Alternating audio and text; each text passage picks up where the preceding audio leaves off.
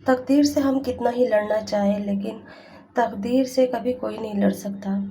کبھی کبھی ماں باپ کی جو ساتھ میں زندگی ہم گزارتے ہیں وہ ایک یادیں بن جاتی ہے۔ میری زندگی بھی کچھ اسی طرح سے بنی۔ یادوں کے سہارے میں نے اپنی زندگی کو اس طرح سے گزارا۔ جب میں چھوٹی تھی تو میرے باپ جنگل کا کام کرا کرتے تھے اور ایک دن اچانک میرے باپ کی وہاں سے موت کی خبر آئی کیونکہ انہیں زہریلے سانپ نے کاٹ لیا تھا۔ میرے باپ کا انتقال ہو گیا اور میری ماں اکیلی بے سہارا رہ گئی۔ 4 بھائی تھے جو میرے پاپا تھے، ان کے 4 بھائی تھے۔ تائے چاچاؤں کے بیچ میں ہم انجان بن کے رہ گئے۔ میرے باپ کی جو زمین تھی اس پہ سب کی پہلے سے ہی نظر تھی اور اب تو اور زیادہ رہنے لگی تھی۔ امی کا نکاح کر دیا گیا دوسری جگہ۔ کہا کہ زندگی کیسے گزرے گی۔ مجھے میرے دادی دادا نے اپنے پاس رکھ لیا اور کہا کہ نہیں، ہم اپنی پوتی کو نہیں دے سکتے کیونکہ ان کی بھی نظر پاپا کی زمین پہ تھی، حصے پہ تھی۔ کہا کہ نہیں، ہماری بچی نہیں جائے گی، تم اپنی بچی کو لے جاؤ۔ امی روتی دھوتی اپنی امی کے یہاں چلی گئی اور دوسرا نکاح ہو گیا۔ میں دادی کے دادا کے پاس رہ گئی، جبکہ میں کبھی اپنی ماں کے بغیر ایک دن بھی نہیں رہ پائی تھی۔ میری ماں مجھے راتوں کو یاد آتی، میرے پاپا مجھے یاد آتے، ان کی لوریاں یاد آتی۔ تائے چاچاؤں نے تو بالکل ایک سائڈ میں ہمیں کر دیا تھا مجھے۔ میں اپنی زندگی اپنی دادی دادا کے ساتھ گزار رہی تھی۔ 1 سال کے بعد دادا کا بھی انتقال ہو گیا، اب دادی بچی۔ پھوپھو کی بھی شادی ہو چکی تھی لیکن پھوپھو مجھ سے بہت محبت کرتی تھی۔ میری دادی نے کہا کہ ایسے کام نہیں چلے گا، اس کی شادی ہم کم عمر میں اپنے ہی گھر کے کسی لڑکے سے کر دیتے ہیں۔ میرے تائے ایک دم سے تیار ہو گئے اور انہوں نے میری شادی اپنے بیٹے سے کر دی۔ کم عمر تھی، کچھ پتہ نہیں تھا۔ 13-14 سال کی عمر میں کچھ پتہ نہیں رہتا۔ رخصتی کا یہ کہہ دیا گیا کہ رخصتی بعد میں کریں گے۔ تائے کا لڑکا 1 نمبر کا پیکر تھا، لڑکی باز، ہر عیب اس کے اندر تھا، پھر بھی کسی نے میری نہ سنی۔ پھوپھو نے بہت چاہا کہ یہ رشتہ نہ ہو۔ پھوپھو میری سہیلی بن کے رہ گئی تھی، پر سب کے آگے وہ بھی کمزور پڑ گئی اور جھک گئی۔ وقت گزرتا رہا، میری ماں سے مجھے ملنے نہیں دیا گیا۔ میں راتوں کو انتظار کرتی، روتی۔ جس ٹائم میری شادی ہو رہی تھی مجھے لگ رہا تھا جیسے کوئی بڈھے بڑھیا کی شادی ہو رہی ہو۔ مجھے خوب سجایا گیا، ہر چیز ایسے ہی کری جا رہی تھی جیسے بڑوں کی شادی میں ہوتی ہے۔ اور جھٹمٹا سا مجھے آج بھی یاد ہے، صحیح طریقے سے تو آج بھی یاد نہیں ہے کہ کیا ہو رہا تھا، کچھ سمجھ نہیں آ رہا تھا۔ خیر، شادی کے بعد بغیر رخصتی کے میں گھر رہ گئی اپنی دادی کے پاس۔ کچھ سال میں نے گزارے اور پھر ایک دن دادی بھی اللہ کو پیاری ہو گئی۔ اب میں اکیلی رہ گئی تھی۔ تائے نے کہا کہ ایک ہی گھر کی بات ہے، اس طرح سے کیسے وقت گزرے گا، اور تائے نے مجھے اپنے گھر میں بلا لیا بغیر رخصتی کے ہی، مطلب اس گھر سے اس گھر ہی تو جانا تھا۔ کہہ دیا کہ ہو گئی بس رخصتی، تم اتنی اچھی قسمت نہیں لائی ہو جو بہت اچھی طریقے سے رخصتی ہو۔ انہیں مجھ سے کچھ لینا دینا نہیں تھا، انہیں تھا تو ابا کی زمین جائیداد سے۔ رخصت ہو کے گھر چلی گئی، وہاں بہوؤں کی طرح رہنے لگی، کہاں بیٹیوں کی طرح رہتی تھی اب اسی گھر کی بہو بن گئی۔ اور پھر پورا دن گھر کا کام کرنا اور پورا دن سب کی خدمت کرنا، اور رات کو وہ جب پی کر آتا اور پھر مجھے مارتا۔ ایک دن بھی مجھے یاد نہیں کہ سکون سے گزرا ہو۔ ایک وقت بھی میں نے ایسے نہیں کاٹا کہ جب مجھے اس نے ذلیل نہ کرا ہو۔ ہمیشہ منحوس کہہ کے تو مجھے پکارا کرتا، کبھی وہ میرا نام ہی نہ لیتا۔ میری پھوپھو کو یہ بات بہت بری لگتی تھی۔ میری پھوپھو ہمیشہ اسے ڈانٹتی کہ ایسے نہیں کہتے۔ کہتا تھا کہ نہیں، چھوٹے پن میں اس نے اپنے ماں باپ کو کھا لیا، پھر اس نے دادا کو کھایا، دادی کو کھایا، اب یہ مجھے کھانے آئی ہے، یہ ہے ہی منحوس۔ پورا دن گھر کا کام کرنا، زمین کا بھی، ہماری کھیتی کا بھی گھر کا کام آتا، دال صاف کرانا، دال پیسنا، ہر کام مجھ سے ہوتا، کرایا جاتا، یہاں تک کہ لکڑیاں بھی اٹھوائی جاتی۔ میں بے بول چپ چاپ کرتی رہتی۔ کبھی پھوپھو لے جانے کے لیے کوشش کرتی تو تائی منع کر دیتی، تائی صاف کہہ دیتی کہ گھر کا کام پھر کون کرے گا۔ تائی کو بھی ایک باندی مل گئی تھی، تائی کے بھی پلنٹیوں بچے تھے اور ان کی سب کی دیکھ بھال کرنا میری ذمہ داری تھی کیونکہ میں گھر کی بڑی بہو تھی۔ اور اس طرح سے وقت گزرتا رہا۔ कम उम्र में शादी का अंजाम यही होता है। ना कुछ समझ होती है, ना कोई पता रहता है, ना कोई राय मशवरा देता है। घर के अंदर ही रह गई थी, वैसे भी पढ़ी लिखी मैं नहीं थी। पापा ने जितना पढ़ाया था बस वही था मेरे पास। फिर तो मेरा स्कूल सब चीज़ें छुड़वा दी गई थी, घर के अंदर ही मेरी ज़िंदगी रह गई थी। अब वक्त गुजरने लगा और इसी बीच में एक बच्चे की माँ बन गई।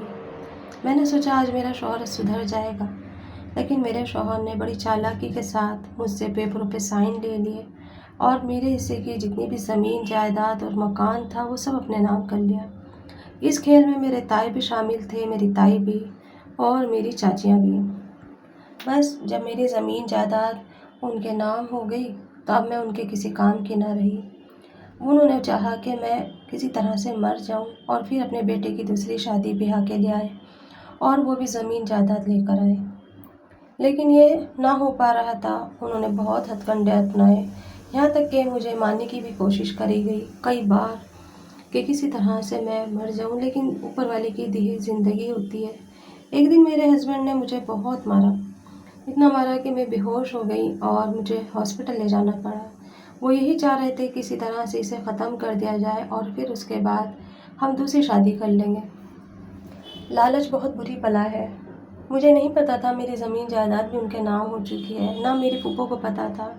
मेरी फूफो अक्सर मुझसे कहती थी किसी पेपर पे साइन ना कराना, किसी पेपर पे साइन मत करना, और मैंने उनसे ही कहा नहीं फूफो मैं किसी पे नहीं करूँगी। मेरे सैन जो थे तो वो इतने पक्के नहीं थे, इसीलिए मेरा अंगूठा लिया गया था, मुझे पता ही नहीं चला। उन्होंने कहा घर बनने वाला है और ज़मीन ख़रीद रहे हैं तो इसीलिए तेरा अंगूठे की ज़रूरत है, हम लोन लेने जा रहे हैं। मैंने भी अंगूठा लगा दिया। पेपर पढ़े नहीं, कुछ पूछा नहीं, किसी को बताया नहीं और इस तरह से अकेली रह गई। जब मैं हॉस्पिटल में थी मेरी बहुत बुरी हालत थी। मेरा सर फटा हुआ था, जगह जगह चोट के निशान थे। मैं जीना नहीं चाहती थी क्योंकि मैं पिट पिट के परेशान हो चुकी थी। छोटा सा बच्चा था, मैं ये चाहती थी कि ये बच्चा भी कोई ले ले ताकि मुझे निजात मिल जाए। मेरी फूफो ने जब ये आके हालात मेरे देखे तो मेरी फूफो ने कहा कि मैं अपनी भतीजी को छुड़वाना चाहती हूँ। उस पे सारे उसके ख़िलाफ़ हो गए, यहाँ तक कि उसका हस्बैंड भी उनके ख़िलाफ़ हो गया और कहने लगा इस मनूस को मेरे घर मत लाना, इस मनूस को वहीं रहने देना। मैंने भी फूफो से कह दिया था फूफो मैं नहीं जीना चाहती, तुम अपनी गृहस्थी मत ख़राब करो मेरी वजह से, तुम मत परेशान हो। फूफो ने कहा नहीं ऐसा नहीं होता, और फूफो ने मेरा वहाँ से छूट छुटावा करा करके तलाक करा दिया और अपने घर ले आई। फूफा तो मुझे पहले से ही पसंद नहीं करते थे, अब तो मैं उन्हें बोझ लगने लगी थी। मेरे पास ज़मीन नहीं थी, शायद ज़मीन होती तो वो भी प्यार करते। फूफो ने अपने बेटे से मेरा निकाह करा दिया और कहा मेरे पास बेटी नहीं है, ये बेटी बन के रहेगी। 3 बेटे थे उनके, वहाँ भी मैं सबसे बड़ी बहू बन के पहुँची।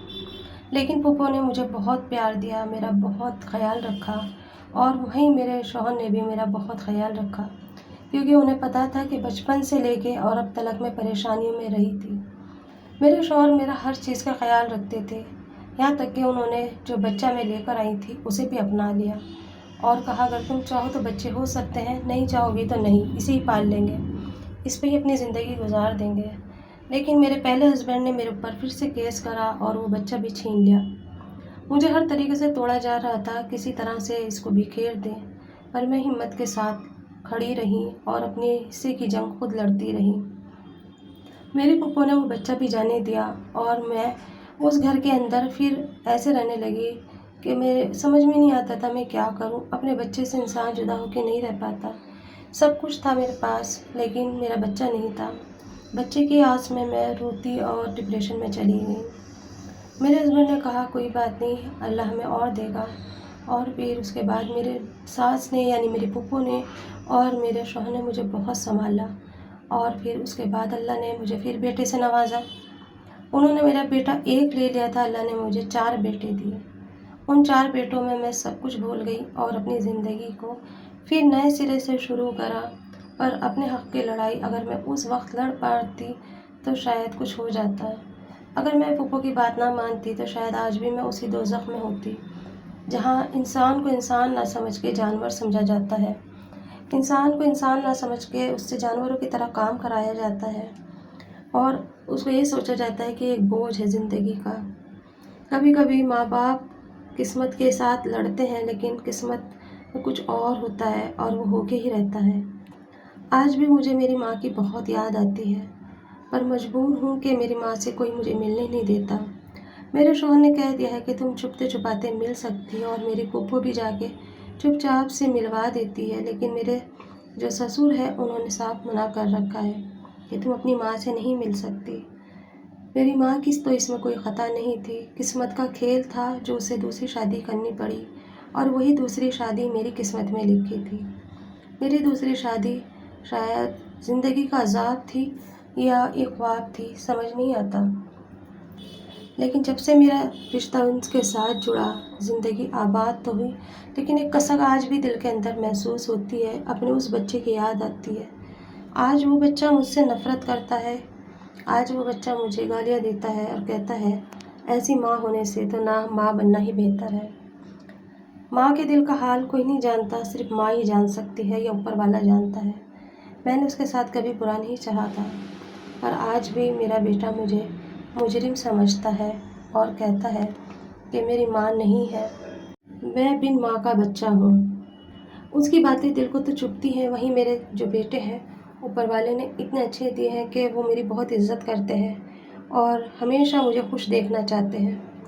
میری پھوپھو یعنی میری ساس کا بھی انتقال ہو گیا اور سسر کا بھی۔ زندگی میں اب پھر ایک بار تنہائی آ چکی ہے، اور یہ تنہائی مجھے کھاتی ہے، اکیلا پن محسوس کراتی ہے۔